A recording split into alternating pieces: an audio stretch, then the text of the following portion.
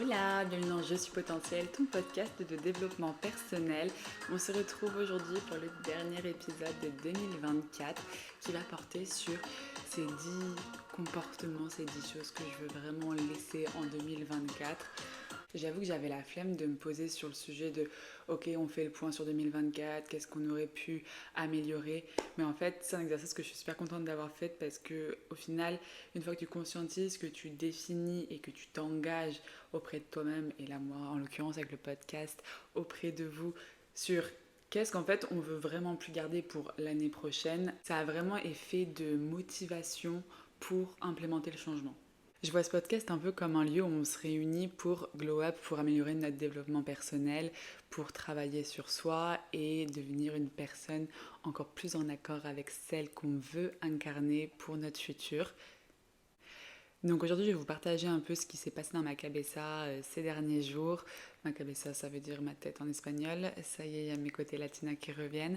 Et comme ça, vous allez peut-être vous en inspirer parce que je sais qu'on a énormément en commun. Donc c'est pas impossible que vous ayez remarqué les mêmes pistes d'amélioration dans votre vie au cours de cette dernière année. Si tu n'es pas encore abonné au podcast, je t'invite à le faire. On devrait, si tout se passe bien, passer en 2025 avec 1000 abonnés sur YouTube.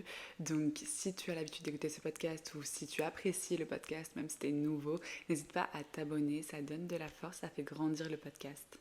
Le premier comportement que je veux laisser en 2024, c'est le fait de trop m'adapter. Parce qu'en fait, être un caméléon, pouvoir bouger dans différents environnements et s'adapter, c'est génial. Ça permet une flexibilité sur ses lieux de vie, entre autres. Donc, c'est ce que j'aime avec ma vie digitale nomade. Par contre, n'ayant jamais le même environnement, étant souvent entourée de différentes personnes, mes habitudes sont amenées à changer parce que quand on ne vit pas seul, on doit obligatoirement adapter à un minimum ses habitudes. Il y a toujours un socle d'habitudes que je me suis construit qui pour moi sont très importantes pour mon bien-être, que je fais attention à toujours garder, mais j'ai remarqué qu'il y a quand même quelques habitudes qui sont évidemment amenées à être adaptées en fonction d'où je suis, avec qui je suis. Et en fait, ça, j'ai plus envie. D'un côté, ça paraît évident, je peux pas faire comme je veux avec tout le monde et partout. Sauf que maintenant, c'est à moi de choisir des environnements où je peux, sans déranger les autres autour de moi, avoir mes habitudes à moi. C'est des trucs tout cons, mais par exemple, quand j'étais à Bangkok, il y avait le petit-déj qui était inclus là où on logeait avec ma pote. Du coup, on avait le même petit-déjeuner tous les matins. Le petit-déjeuner était très bon, mais déjà, on était bien loin de mes œufs que je fais tous les matins, qui m'apportent ce besoin en protéines que j'ai pour faire fonctionner mon corps comme il faut, développer la masse musculaire que je veux développer. Et aussi, du coup, il y avait du café tous les matins, et en fait, le thé qu'ils proposaient, c'était vraiment du thé qui était dégueu. Enfin, ils mettent du sucre de partout là-bas. Enfin bref. Du coup, je me suis retrouvée à ne plus manger d'œufs pendant 3 semaines et boire du café tous les matins. Alors, je sais très bien que boire du café quand je me réveille le matin, ça coupe mon pic de... j'ai oublié le mot, mais bref, ce truc qui fait que tu te réveilles le matin, si tu prends ton café au réveil et que tu n'attends pas genre 2-3 heures quand ton pic d'excitation, on va dire naturelle, redescend, alors du coup tu casses ta vibes naturelle. Bref, je suis pas là pour vous faire un cours sur qu'est-ce qui est bon à la santé, qu'est-ce qui est mieux pour optimiser votre énergie, j'en ai déjà parlé dans d'autres podcasts, mais c'est juste pour illustrer le fait que là, je m'adaptais à mon environnement, il y a un petit déj inclus, je prends ce qu'il y a. Alors que j'aimerais pour 2025 vraiment, quitte à choisir du coup des logements différents, peut-être où le petit déjeuner n'est pas inclus s'il ne matche pas avec ce que j'aime manger le matin, mais vraiment garder mes habitudes. Je pense que c'est déjà pas simple de trouver ce qui fonctionne avec soi, avec son bien-être. Donc en plus, si une fois que tu l'as trouvé, tu passes ton temps à devoir le remettre en question et l'adapter selon où est-ce que tu vas, avec qui tu es, moi perso ça me perturbe, ça m'enlève une base qui est importante pour mon bien-être. Donc être un caméléon, très bien, mais le caméléon a quand même des limites à son confort, et son confort supporte entre autres sa réussite. Parce que bien sûr, tout ce que je vous cite dans ce podcast, c'est toujours dans l'idée d'être à son plein potentiel. Et même si ça peut paraître pour certains un détail de ce que tu bois du thé vert ou du café quand tu te lèves le matin, ça fait partie de certaines choses qui, moi, influent sur mon potentiel. La deuxième chose que je laisse en 2024, c'est le fait d'essayer de méditer quotidiennement. Je crois que je vous avais fait un épisode, donc peut-être sur les objectifs il y a un an pour préparer l'année. Et dedans, moi, dans mes objectifs annuels, il y avait le fait de méditer quotidiennement, comme il y avait le fait de faire du journaling. Le journaling, c'est fait, c'est ancré comme habitude, ça me sert. Par contre, méditer, comme je sais que c'est bon pour la santé mentale, pour le bien-être, j'ai voulu l'implémenter, sauf que c'est pas quelque chose que je fais naturellement. Et certes, une habitude, c'est toujours difficile à mettre en place et après c'est facile, mais là, pour avoir testé tout au long de l'année, ça me faisait plus chier qu'autre chose, c'est pas naturel. Genre, ça me casse même ma motivation du matin, parce que moi, le matin, je me lève, je suis prête à tout niquer, c'est que j'ai une énergie de malade. Donc si tu me mets en lotus en train d'inspirer, d'expirer, enfin, ça va pas du tout. Si j'ai envie d'être en mode détente, je lire un livre, ça me sert, ça c'est une habitude que je vais garder, pareil, mais méditer, pas du tout. Par contre, j'adore méditer, hein, mais en fait, je veux plus que ça fasse partie de ce truc de il faut méditer tous les matins. Genre, il faut de façon générale parce que ce serait bon pour ton développement personnel, bah ça c'est ciao. Enfin, moi j'aime bien méditer à certains moments précis, quand je sens peut-être que je suis stressée, quand je suis sur un moment toute seule, face à la mer, coucher de soleil. Bref, c'est un moment particulier. Je vais pas méditer tous les matins, je veux pas que ce soit comme une corvée ou une routine. Faut que ça reste exceptionnel pour moi. Exceptionnel, ça veut pas dire que ce soit pas récurrent, mais que ce soit spontané, on va dire. Voilà, méditation spontanée. D'ailleurs, je ferai un épisode de podcast sur les objectifs pour 2025 où on pourra faire le point sur ce qui n'a pas fonctionné en 2024 et comment faire pour définir des objectifs en 2025 qui sont beaucoup plus adaptés. Autre chose que je veux laisser en 2024, c'est le fait de ne pas vraiment écouter, m'intéresser, m'inspirer d'autres personnes dans mon domaine, donc dans le développement personnel, dans le coaching. Je sais qu'il y a beaucoup de personnes qui dealent plutôt avec le fait qu'ils sont dans tout le temps la comparaison, en train de regarder ce que fait le concurrent, enfin d'autres personnes qui font la même chose que vous, quoi, et qui analysent beaucoup ce que font les autres. Moi, c'est vrai que je suis vraiment dans ma bulle. Et je préfère pas polluer ma créativité, voilà, mon énergie avec ce que font les autres. Puis enfin, je passe déjà mon temps à bouffer du dev perso avec mes lectures, avec moi ce qu'il y a dans mon cerveau et ce que je fais avec mes coachés. C'est pas pour en bouffer avec du coup les autres coachs en développement personnel. Mais ça, c'est quelque chose que j'aimerais laisser en 2024. J'ai envie de m'ouvrir un peu plus, donc sans faire d'overdose. On n'est pas là pour me dégoûter du truc, il faut que ça reste un plaisir, mais en fait, aller m'ouvrir à d'autres façons, d'autres perceptions dans mon domaine d'activité. Je pense que j'ai encore beaucoup à apprendre, comme tout le monde qui a un minimum de lucidité et qui cherche à toujours s'améliorer. Et c'est vrai qu'il y a des personnes dans mon domaine d'activité qui pourraient m'apporter énormément. Bien sûr, l'idée ne sera jamais de s'approprier ce qu'ils font. Je pense que ce qui fait notre singularité, notre force, c'est justement le fait qu'on mette tous notre patte, notre pierre à l'édifice du développement personnel. Mais je pense qu'il y a des concepts ou des façons de penser qui sont bonnes à prendre à droite à gauche. Donc à voir comment j'arrive à insérer ça dans ma vie en sachant que de base ce n'est pas une de mes habitudes et que j'ai plutôt tendance à me mettre dans ma bulle. Je vais aussi laisser en 2024 mon habitude de vivre au jour le jour, d'être dans la spontanéité mais très très poussée. Bon, il y a certaines choses dans ma vie qui sont organisées parce que normal, par exemple mes coachings, je sais, je peux me projeter avec qui je bosse quand. Mais à part voilà le fait que je tourne mon podcast que mon podcast sort tous les dimanches, mais il n'y a pas de jour de tournage fixe. Hein. Je sais juste qu'il sort tous les dimanches. Donc là par exemple on est samedi, ça fait là quelques semaines que je suis un peu last minute. Par exemple ça c'est quelque chose que je veux changer aussi. Je veux maintenant tourner au plus tard tous les mercredis, comme ça il n'y a pas de stress, pas de pression. Mais bref, du coup j'aimerais trouver le juste équilibre entre une organisation carrée et de la flexibilité, de la spontanéité. Parce que moi, de base, je suis plutôt là-dedans. Spontanéité, flexibilité, faut pas me dire quoi faire, faut pas me mettre trop de règles, sinon ça me donne pas envie de faire. Cela dit, comme j'ai des objectifs et que j'aimerais me développer, croître, grandir dans mon business, je pense sincèrement qu'avoir un peu plus d'organisation va grandement m'aider, donc de mettre des garde-fous, peut-être définir des blocs de temps dédiés à ci ou à ça. Je vais quand même garder des moments dédiés à un passage à l'action intuitif, parce que je pense que c'est là que mon énergie peut vraiment s'exprimer, mais avoir un peu plus de rigueur, des habitudes de business un peu plus carrées. Ça fait totalement sens avec le dernier investissement que j'ai fait pour mon business. Pour ceux qui connaissent Notion, qui est une plateforme digitale d'organisation entre autres. On va comparer ça à Google Drive, un truc comme ça, ou les notes aussi dans iPhone. Bref, j'ai investi auprès d'une de mes coachées d'ailleurs, c'est son métier, en un Notion, donc une plateforme vraiment carrée, faite exactement pour mon business, avec voilà, toutes mes to-do list, tous mes suivis coachés, que ce soit mes coachés plein potentiel ou mes coachés révélation, pour pouvoir aussi leur transmettre des accès et avoir un suivi qui soit beaucoup plus qualitatif, qu'il y ait un endroit où on se retrouve, où il y ait les plans d'action, les reminders, voilà, que ce soit vraiment plus organisé, même dans mon business en fait, parce que m'organiser moi, c'est aussi avoir un business un peu plus carré. Donc vivre au jour le jour, on va calm down un peu. Je garderai toujours ma spontanéité parce que ça fait partie de moi. Mais dans le business, je pense qu'elle est à limiter. J'aimerais également laisser à 2024 le fait d'être open à tout le monde. J'ai toujours été une personne très curieuse, amoureuse de l'être humain.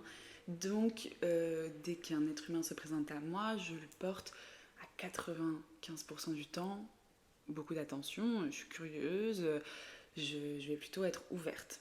Bon, après, voilà, comme tout le monde, si je suis très préoccupée, si je suis en train de courir entre deux rendez-vous, là je calcule pas trop les gens, c'est normal. Mais globalement, je porte de l'intérêt, de l'attention à tout le monde. Bah, c'est fini. Il est temps que je sois un peu plus ferme sur les personnes à qui je donne même mon énergie. Parce que je vous ai souvent parlé de l'entourage, à quel point c'est important de le sélectionner minutieusement. C'est quelque chose que je fais. Je suis pas en train de parler de mes amis, etc. Ça, c'est des habitudes que j'ai depuis bien longtemps.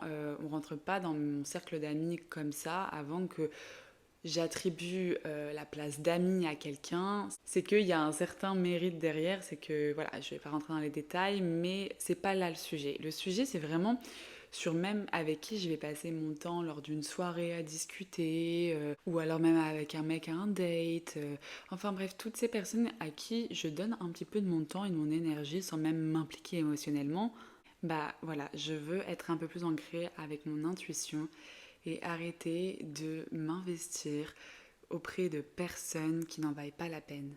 Et par contre, au contraire, m'ouvrir à des personnes vers lesquelles je ne me serais pas forcément tournée, pour lesquelles j'ai beaucoup d'amour comme tous les humains de cette terre, mais voilà, qui ne m'appellent pas.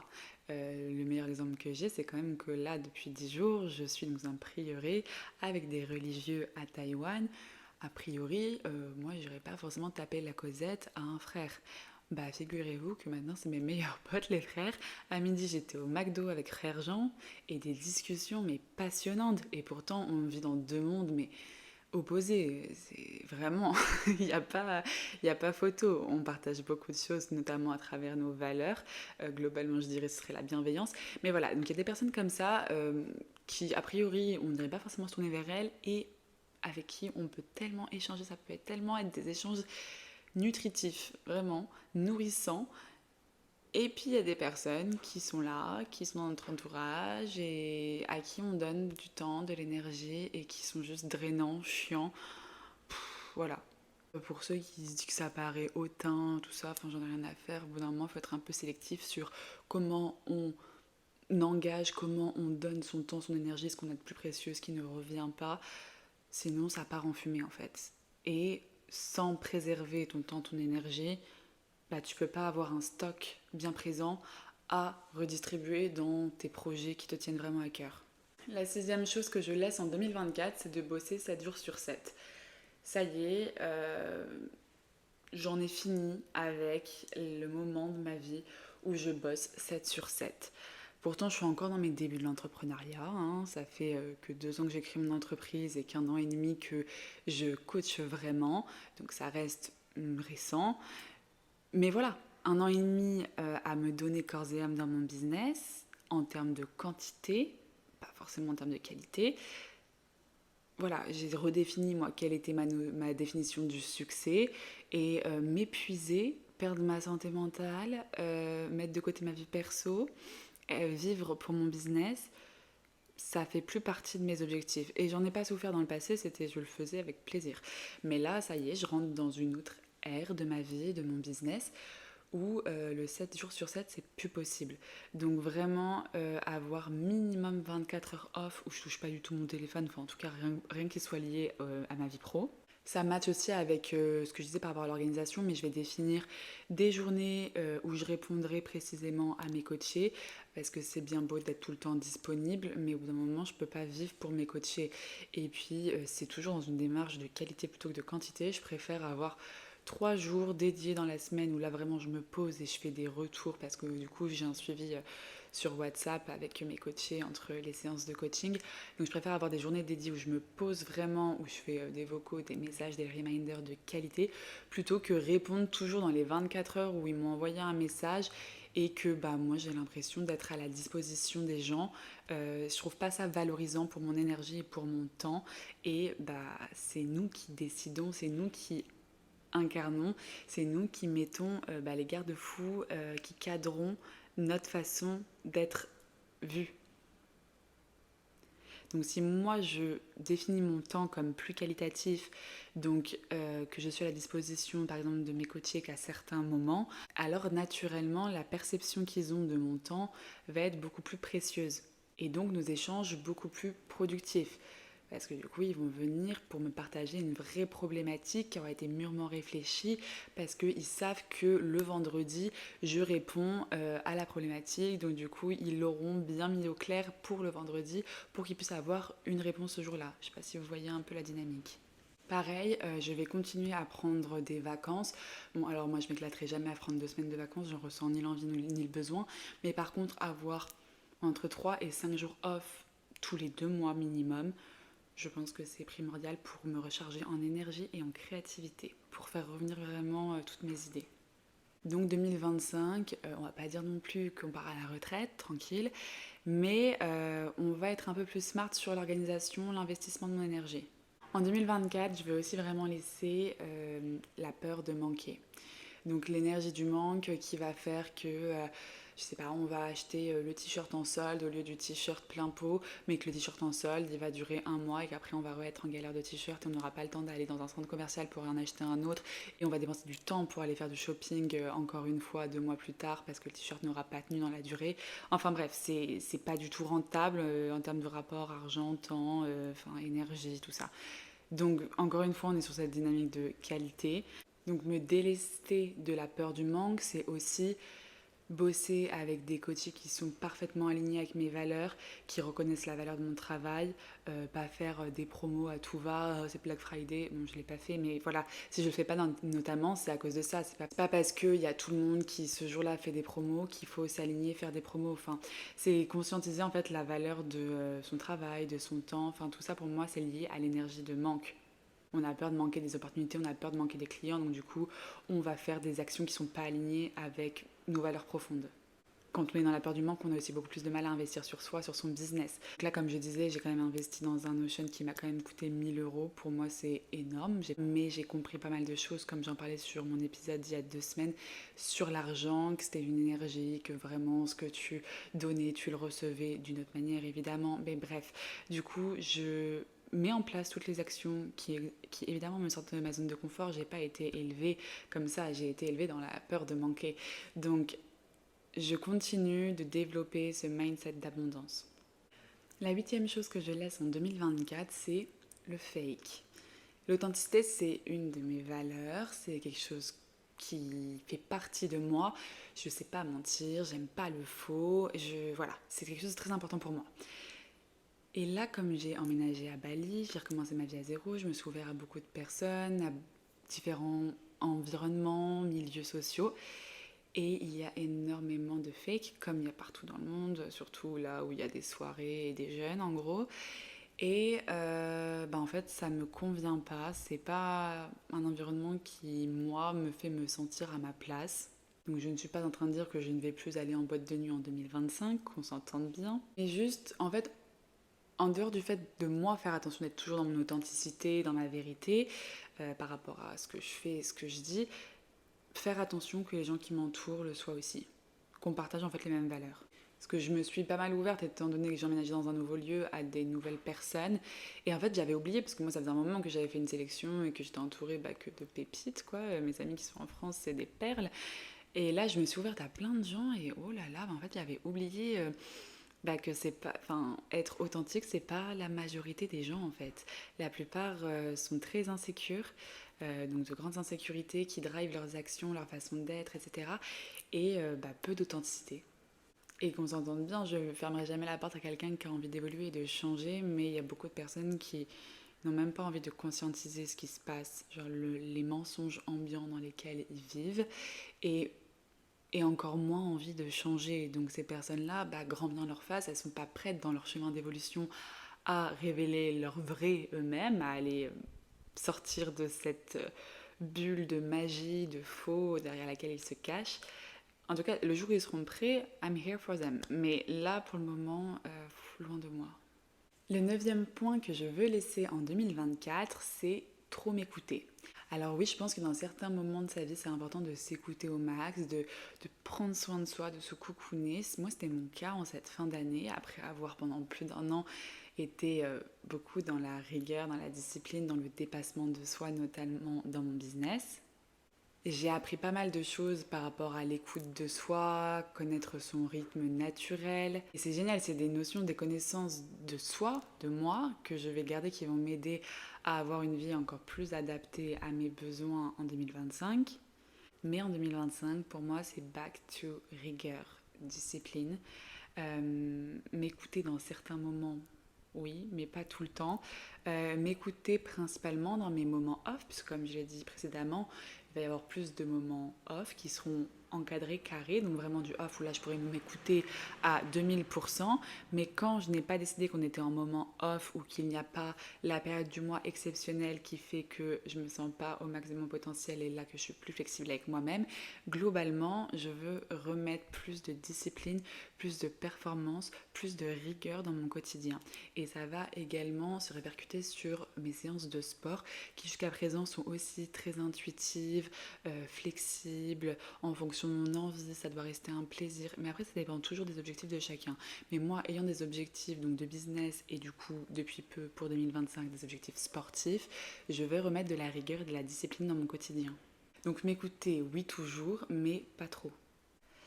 Et le dixième point que je laisse en 2024, c'est un point qui me touche très particulièrement car il s'agit de ma famille.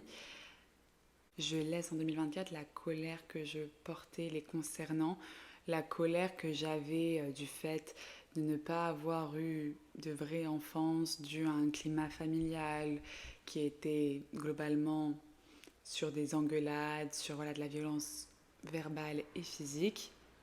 Je laisse cette colère, cette incompréhension liée au fait que même encore aujourd'hui adulte, quand je suis auprès de ma famille, il y a souvent un climat de tension. J'en ai voulu à mon frère qui est très instable, qui a fait beaucoup de mal dans la famille. Aujourd'hui, on ne se parle plus. J'en ai énormément voulu à mon père qui n'a pas été un père pendant très longtemps pour moi et qui aujourd'hui a déménagé à l'autre bout du monde. J'en ai voulu à ma mère qui ne se préservait pas assez, qui portait tous les malheurs du monde, mais qui ne protégeait pas sa fille car sa fille, moi en l'occurrence, a toujours été perçue comme une adulte responsable. J'ai beaucoup travaillé sur du coup mes relations familiales et j'entre vraiment dans cette ère de pardon où j'ai conscience, enfin j'avais déjà conscience, mais enfin j'intègre que tout le monde fait avec ce qu'il a, tout le monde fait comme il peut. Et moi, mon rôle, c'est de poser mes limites si je vois que ça m'atteint trop, si je vois qu'on cherche à me mettre dans des situations où je ne devrais pas être impliquée, etc. Mais voilà, je laisse la colère liée à tout ça en 2024. Voilà, c'est terminé. C'est les 10 gros points que j'ai identifiés que je voulais vraiment laisser en 2024. Dis-moi s'il y en a un qui te parle particulièrement ou si toi, tu as peut-être autre chose que tu veux absolument laisser en 2024. J'en profite pour vous prévenir que au moment, au jour où le podcast sortira, il ne restera plus que 2 jours pour rejoindre le coaching Révélation en pré-rentrée. Vraiment, je pousse cette information parce que autant rejoindre tant que c'est 97 € par mois et pas attendre que le prix augmente. Si tu sais sincèrement au fond de toi que tu as tout intérêt, que tu as profondément envie et que tu te sens prêt à rejoindre une team de rêveurs ambitieux en 2025 qui vont t'aider à te dépasser, qui vont te soutenir. Si tu sais qu'en 2025 tu veux incarner cette version de toi qui a son plein potentiel, cette version de toi qui est apaisée, successful, alignée, audacieux et rayonnant, t'invite à nous rejoindre dans le coaching Révélation. Je te mets le lien pour pouvoir nous rejoindre dans la description de cet épisode. Et je t'invite à t'abonner à mon compte Instagram Coach Optimiste pour ne rater aucune information. Cet épisode est terminé. Ça me fait bizarre de clore l'année 2024, mais j'ai tellement hâte pour 2025. 2024, c'était pas que de la tarte, beaucoup de challenges, mais qui en valaient tellement la peine. Je pense que je vous en parlerai un peu plus par rapport aux objectifs que je mettrai en place pour mon année 2025, donc dans le prochain épisode. Je vous fais des gros bisous, je vous souhaite une belle fin d'année. Surtout, n'oubliez pas de vous applaudir, de vous féliciter pour tout ce que vous avez traversé cette année. À la semaine prochaine pour un nouvel épisode.